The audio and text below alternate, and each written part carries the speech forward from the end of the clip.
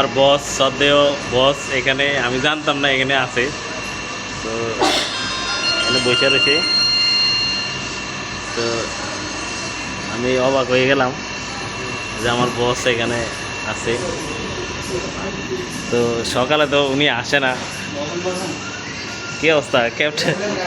আপনি তো সকালে কোনো সময় নাই যে কেমন আইলেন ভাই? আমি আজকে ওই চুল কাটাইছিলাম, সাইজ কিরম হয়েছে কাটিংটা? কাজ কাম ছিল, আবার ওই ঠিক গাড়ি আছে। ওয়াশ ওয়াশ করছি, সার্ভিসিং করছি। সার্ভিসিং করছে না যা? কয়টা? 7টায়। আজ কেমনে উঠলেন? আমি তো উঠেন বিকালে। তো ওই বিকাল না, আজকে ঘুমাই না।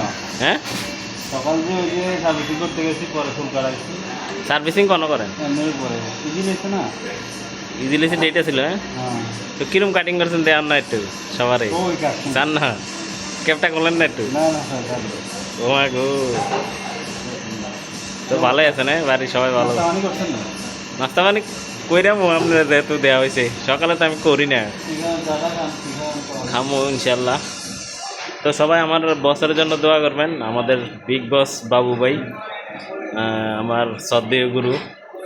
তার কথা না বললে না হয়। উনি অনেক পরিশ্রম, আমারে অনেক কিছু শিখাইছে। শুরু থেকে আমারে এভাবে এভাবে দিক নির্দেশনা দিত, যেভাবে গাড়ি চালাইতো আর আমি তো ভয় পাইতাম। আমার পিছিয়ে পিছিয়ে আইয়েন মাগো এমি আরে দুম করে গেছে গা। নাই নাই নাই। তো আল্লাহ দিলে অনেক শিখাইছে আমারে আল্লাহ। ওনাকে দুটি মেয়ে হয়েছে, ছোটো মেয়ের নাম হয়েছে জান্নাত। সবাই জান্নাতের জন্য দোয়া করবেন, বড় মেয়ের জন্য দোয়া করবেন। বড় মেয়ের নাম নাকি?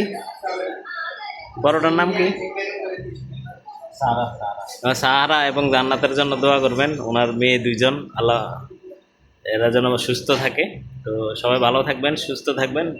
আল্লাহ হাফেজ, বাই বাই।